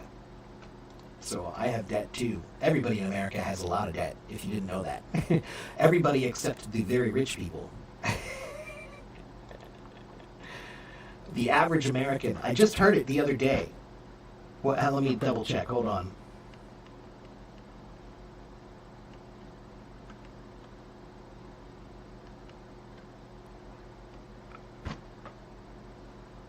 Wow. Oh, it's more than I thought. The average American household debt, like in your house, is estimated to be over $105,000. So the average American house, average American family, has $105,000 in debt. Welcome to feudalism. It's called neo-feudalism. It's the new feudalism. Yeah. All right. I have to go here in just a minute, but I'm going to try to wrap up here in just a second. But pretending is not the real you. Could I face the truly who I am, even though I'm greedy and timid? So, Ramon, when I tell people to fake it until you make it, that is a behavioral tool. That's a tool of behavior to teach yourself how to be something that you want to be, right? But I'm not telling you to pretend to be somebody who you aren't. I'm not trying to tell you to be fake. There's a big difference between faking it and being fake. I want you to be real. I want you to be the person that you are. But the person you are is that's whatever you choose. So when you say, I'm shy, you choose to be shy. If you say, I'm dumb, you chose to be dumb. You could say, I'm smart, and choose to be smart, but that means you have to do it, not just say it. Anyone can say it, but you have to do the thing that makes you smart. All right?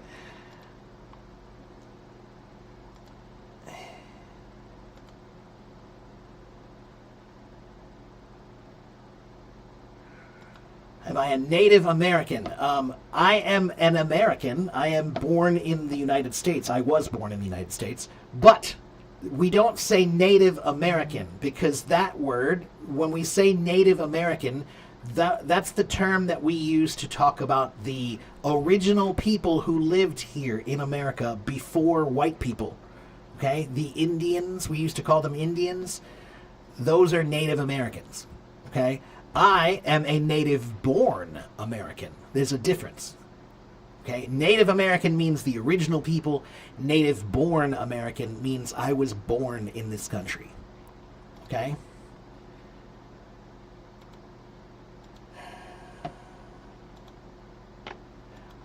Taylor, I'm a teacher, and if you're a teacher, you should be a motivational speaker. I don't know how you can teach and not be motivational, you know?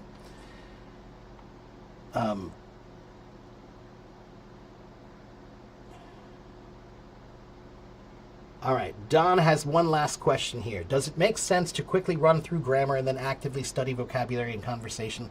I think my level is higher than I am. So, Don, grammar is like the table in your kitchen. The table in your kitchen, you have to wash it. You spray it and clean it every day, right? It's never finished cleaning, right? You're not just done. I'm done cleaning my kitchen table. I'll never do it again. No, you have to polish your table every day. You have to clean it every day. That's grammar. Grammar is the kitchen table. You just keep working on it. Keep cleaning it. Keep polishing it. Okay? So it's the one you never really stop doing. Don, there are five active parts of language and 3 passive parts of language. Okay? So the active parts of language are reading, writing, listening, speaking, and thinking. Okay? Those are the actions of language. Okay? Reading, writing, speaking, listening, and thinking, right? But there are 3 passive parts of language. Those are the skills that you need to have. You need those tools developed to use them in active language. That's vocabulary, pronunciation, and grammar.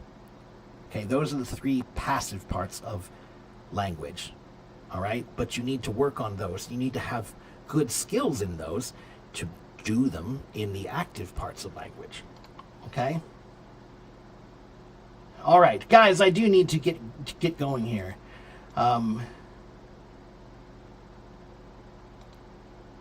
I've been here for over 2 hours and I'm tired now. But if you love the stream, I'm glad. I'm glad you like the stream. I'm glad you're enjoying it. Oh, I missed some people over here. Hello, Health Talks Australia.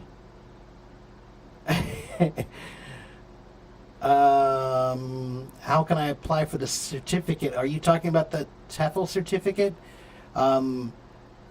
You can just do a search online. There are many, many companies that offer the certificate online. Is it hard to get? Not really, no. I don't think it's that difficult. No. Okay. Look at you, Carolina. So sweet. See, Carolina's my moderator. And I didn't have to do anything. Thank you very much, Carolina. Yes. Again, yeah, here's my link tree. If you go to my link tree, I keep doing that. Stop doing that. Go to my link tree. And on my link tree, you can find my website. On my link tree, you can find my YouTube. And on my link tree, you can find my blog. And on my link tree, you can find my podcast. All right? So you can follow me there. I am usually here Monday through Friday or Monday through Saturday. And if you go to my YouTube channel, you can watch lots of old videos. Okay? Lots and lots and lots of old videos. I have about 84,000 followers. All right? And I'm only telling you that because that means that I have 84,000 people who ask me questions about English. All right? They ask me questions about everything in English. So if you follow me, you will hear a lot of answers about English. And yeah, I try to be motivational too, a bit. You know, because you have to be if you're a teacher. How can you be a teacher and not be motivational? That doesn't make sense. Okay? All right. Thank you very much, Taylor. I appreciate that. Thank you for the gifts, everyone. If you gave me gifts, I appreciate it. What do you do with your fear and sadness? No, baby, let me give you one last piece of advice. Here's my last piece of advice. Every bad feeling that you have in life is a teacher. It's a lesson. And if you study it, if you focus on it, if you pay attention to it, if you talk to it, if you try to understand it, you will learn and you will grow. So when you're embarrassed, don't run away from that. Learn from it. When you are shy, don't run away from that. Learn from it. When you are angry or sad or upset or embarrassed, whatever bad feelings you have, any bad feeling you have is a teacher. And you can learn and you can grow if you are willing to face it. Okay? That is the big difference between a child and an adult. Okay? Children run away from their fears. Right? When the monster is scary, you run away when you're a child. But when you're an adult and you think there's a monster under your bed or in your closet, you open the door and you look and you see there's no monster. All right? So being an adult is about facing the things that you need to face. It's about facing the bad feelings and the bad experiences directly. All right? Taylor. That's not possible yet. I'll let you know if that ever becomes possible in the future. For only $19.95, you too can have Mark Sampson's brain. All right. I will see you guys tomorrow. Have a good morning. Have a good afternoon. Have a good evening wherever you live in the world. Thank you guys for following. I'll see you guys next time. Bye.